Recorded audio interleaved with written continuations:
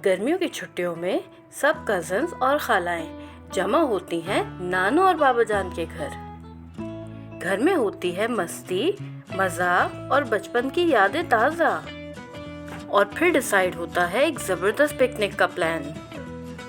Van का सफ़र, बीच पर मस्ती, फुटबॉल मैच और बाबा जान के प्यार भरे अंदाज।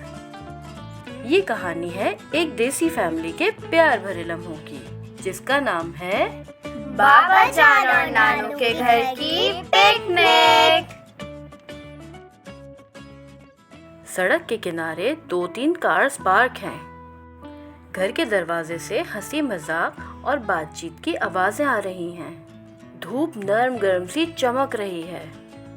नानू और बाबा जान ड्राइंग रूम में एक कोने में सोफे पे बैठे बातचीत में मगन हैं। नानू मुस्कुराते हुए बाबा जान से कहती हैं, देखें हमारा घर कितना भरा भरा लग रहा है। ऐसा लग रहा है जैसे किसी शादी के घर की रौनक हो, माशाल्लाह। बाबा जान नर्म मुस्कुराहट के साथ नानू से कहते हैं, जी नसीम, अल्लाह का शुक्र है, घर फिर से माशाल्लाह भरा भरा सा लग रहा है। अब हम आपको लिए चलते हैं घर के लाउंज में। देखते हैं लाउंज में क्या हल्ला गुल्ला चल रहा है। सादिया, जो कि सारे बच्चों की दिया जानू है, बाहर से आती हुई सामिया को देखकर कहती हैं, अरे सामिया, तुम तो वाकई बहुत बड़ी हो गई हो। कैसा कद काट निकाला है हमारी सामिया ने। सामिया हंसते हुए दिया जानू की बात पर सर हिलाती है। इसके बाद बारी आती है महजबीन की, जो घर में सबसे बड़ी बेटी भी हैं और सारे बच्चों की बड़ी मम्मा कहलाई जाती हैं। अपनी बहन फौजिया को देखकर बोलती हैं, फौजिया, तुमने अबके से तो बहुत ज़्यादा साल लगा दिया आने में। इतने अरसे बाद मुलाकात हो रही है। इसके बाद ही दोनों बहनें आपस में गले मिलने लगती हैं। इसके बाद हम चलते हैं बच्चा पार्टी की तरफ। निम्रा, मिनाहिल, आयशा, अदीना, हमदान, सादान, शहीर, सारिम, वजीरान सब एक दूसरे के गले मिल रहे होते हैं। दूसरी तरफ बुशरा अपने छोटू इल्मान को गोद में ली हुई होती हैं, जो कि सारे बच्चों के लिए आनी के नाम से मशहूर हैं। अदीना इल्मान को हाथ में लेकर मिनाहिल से कहती है, देखो मिनाहिल, है ना मेरा भाई प्यारा। इस बात पर सादान साहब बुरा मानकर बोलते हैं, नहीं, ये मेरा भाई है।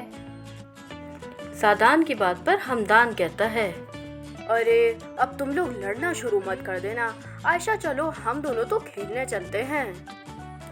इस बात पर आयशा बोलती है, हाँ चलो खेलते हैं, लेकिन मैं डॉक्टर बनूंगी, तुम पेशेंट बनना।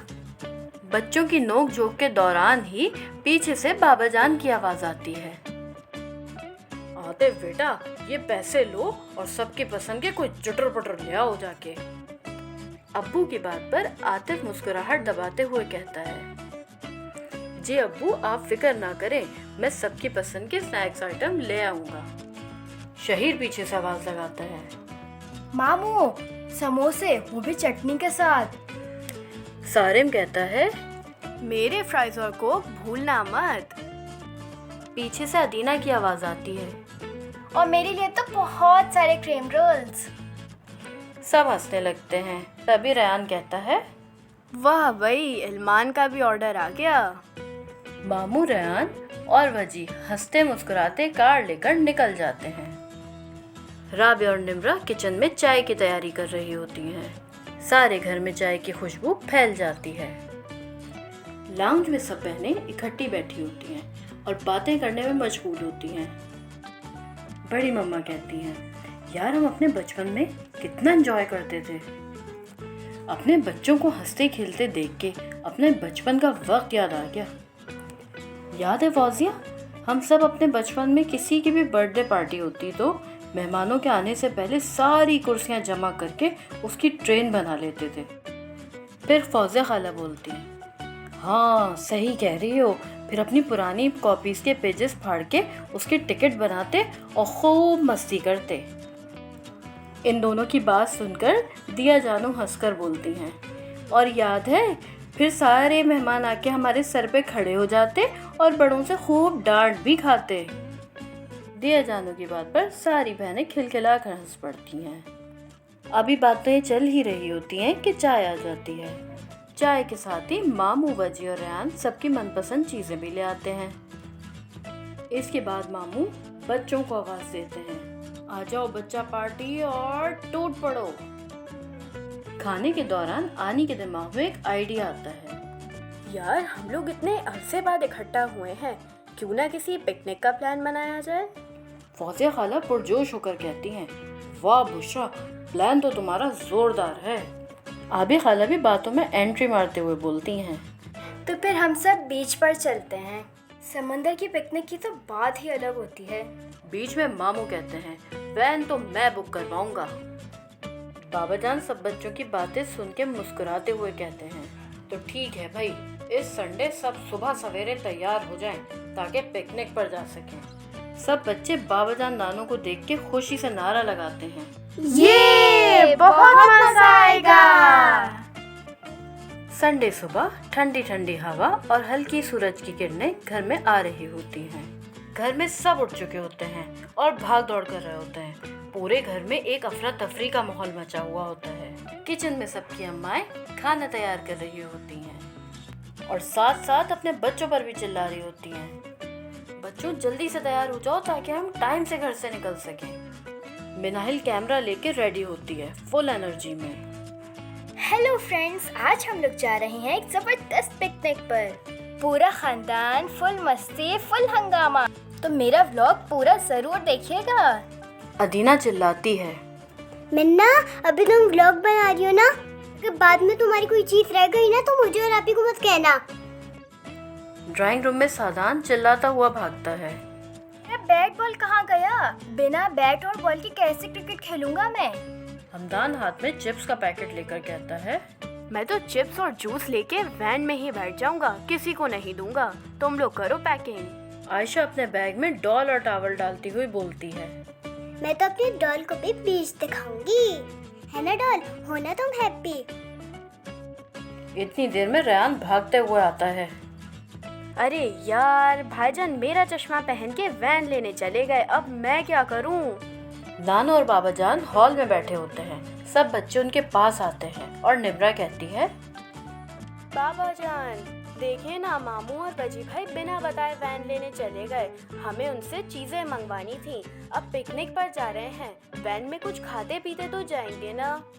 बाबा जान हंसकर कहते हैं, अरे मेरे बच्चों, उसमें क्या बात है।